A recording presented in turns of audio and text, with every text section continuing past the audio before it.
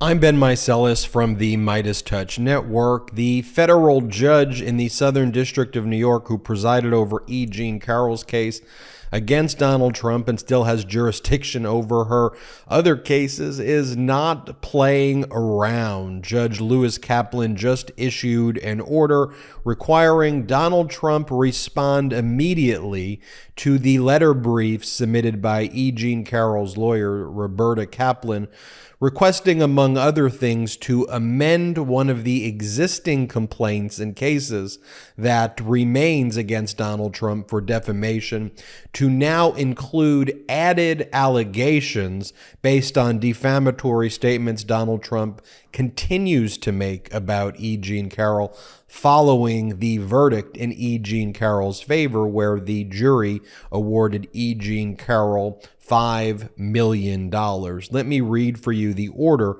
that was just issued by federal judge Lewis Kaplan, and then let's break down some of the complexity here with these different cases in a way that we can all understand.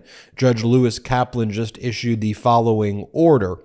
Any response to plaintiff's letter of May 22nd, 2023 shall be filed on or before May 26, 2023. So not a lot of time for Donald Trump to respond. 2, unless otherwise ordered, any opposition to plaintiff's motion to amend and any reply in support thereof under the rules of this court is due on or before June 5th, 2023 and June 12th, 2023, respectively. 3, government counsel promptly should begin their review of deposition and other discovery material and such material as may be appropriate that the United States has not previously considered and that the parties have suggested may be relevant to the substitution issue.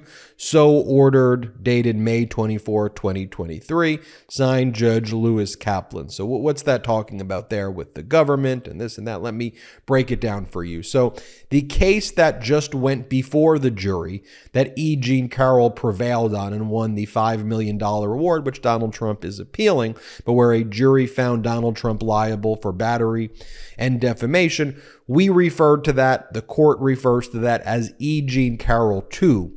Those were the defamatory statements that Donald Trump made on his social media platform on October of 2022, as well as the battery claims that E. Jean Carroll was allowed to bring under New York's Adult Survivors Act, which increased the statute of limitations for claims that lapsed by 1 year, allowing E. Jean Carroll to bring the claim for battery that she ultimately prevailed on as well. So that's E. Jean Carroll 2. E. Jean Carroll 1 involves Donald Trump's defamatory statements that he made while he was still in office on or around the summer of 2019 after E. Jean Carroll published her book, and excerpts of her book were released in magazines and were talked about in the press. That E. Jean Carroll 1 case was subject to multiple appeals and multiple procedural hurdles that E. Jean Carroll had to successfully overcome. Number 1, Bill Barr, this is why the government is involved, substituted in place of Donald Trump as the defendant, the United States government, removing the case to federal court. And under what's called the Westfall Act, if a 2-part legal test would be met, the case would essentially be dismissed because under federal law, the government has not basically waived the ability to be sued for defamation claims. So a bit complicated, but at the end of the day, if there was a finding that Donald Trump defamed E. Jean Carroll within the course and scope of his employment, and he was found to be a government employee, by substituting the government in, the effect of it would be to dismiss the lawsuit, and E. Jean Carroll would not be able to prevail in that case. So after the United States government substituted in, E. Jean Carroll challenged it. She prevailed before Judge Lewis Kaplan. Donald Trump appealed it to the Second Circuit Court of Appeals. The Second Circuit Court of Appeals found that Donald Trump was a government employee, but deferred the issue of whether his defamatory statements were made in the course and scope of his employment as a government employee to the top court in Washington, D.C., the D.C. Court of Appeal. The D.C. Court of Appeal said it was an issue of fact. It should go before a jury trial, and then sent that back to Judge Lewis Kaplan to be tried before a jury.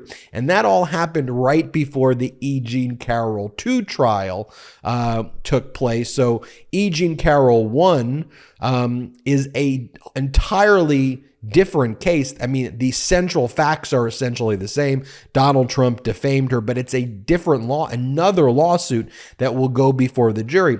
Donald Trump said essentially the same defamatory statements there, but it's a different case. So now E. Jean Carroll actually goes to trial again after prevailing in E. Jean Carroll 2 to try E. Jean Carroll 1. Now, because of the findings, though, in E. Jean Carroll 2, that Donald Trump engaged in battery and that Donald Trump defamed E. Jean Carroll, in this letter that E. Jean Carroll's lawyer sent to the judge that the judge is responding to here in this order, E. Jean Carroll's lawyers appropriately argued that the jury verdict has preclusive effect, meaning that liability should essentially already be established because the jury in E. Jean Carroll 2 made these findings. Donald Trump committed battery, Donald Trump engaged in defamatory statements, and because the underlying facts in E. Jean Carroll 1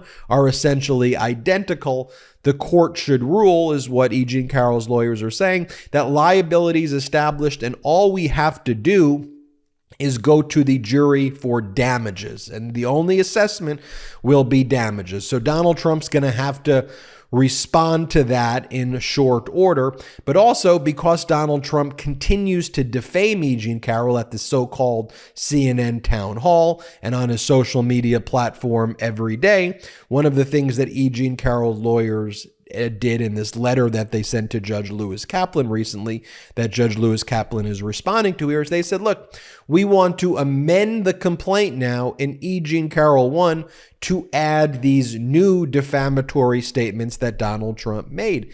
It also has the added advantage of, even after the jury reaches its conclusions as the trier of fact on this issue of was Donald Trump's conduct within the course and scope of his employment, these statements made during the so-called CNN town hall and made on a social media platform, again, clearly fall outside the scope of any potential immunity that could ever be given to someone while they were in office. And the immunity is while you're in office, if you make certain statements, if they're deemed to be in the course and scope of employment, and their defamatory statements, then there would be immunity there.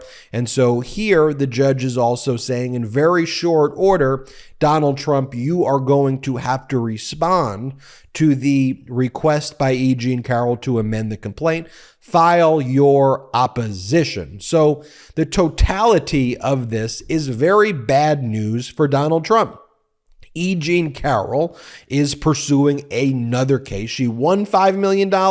Sure, Donald Trump's going to appeal that, but Donald Trump just engaged in the conduct again on the so-called CNN town hall. There's E. Jean Carroll 1 now, and it's very possible that E. Jean Carroll 2 will be found to have full preclusive effect on E. Jean Carroll 1. So E. Jean Carroll's lawyers can just go to the jury eventually and say, look, a finding was made that Trump engaged in this conduct. A finding was made that he committed defamation. We want you to award E. Jean Carroll $20 million, $50 million, and you should give serious punitive damages here as well, because clearly he needs to be deterred. He's going to keep engaging in this defamatory statement. So ladies and gentlemen of the jury, we want you to award, I'm making this up, but I think this is within the realm of possibility. This is what I would do strategically if I was E. Jean Carroll's lawyer. I would say, between $5 and $10 million in compensatory damages. I would say give $5 to $10 million, and then we want you to award the maximum amount of punitive damages. And I would set the amount within a constitutional limit, because sometimes if a jury awards, say, $1 billion in punitive damage, it will eventually be reduced by the judge and by the Supreme Court eventually, because it would be viewed as constitutionally infirm, just too high.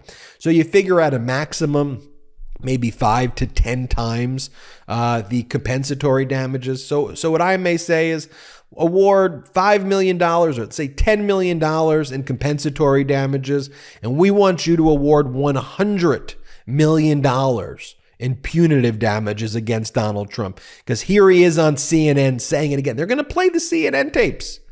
They're going to show the new social media posts.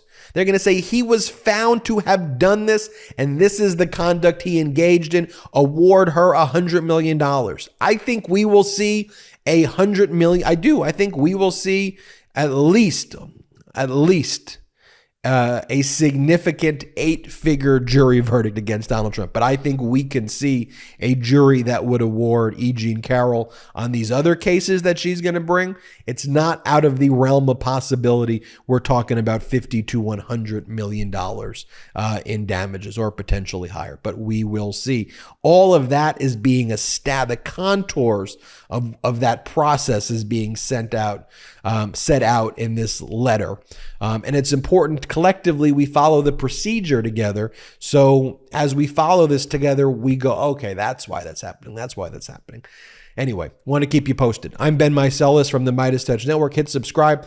We're on our way to 1.5 million subscribers thanks to your support. It's free to subscribe to our YouTube channel. Hit subscribe. Check us out at patreon.com/MeidasTouch.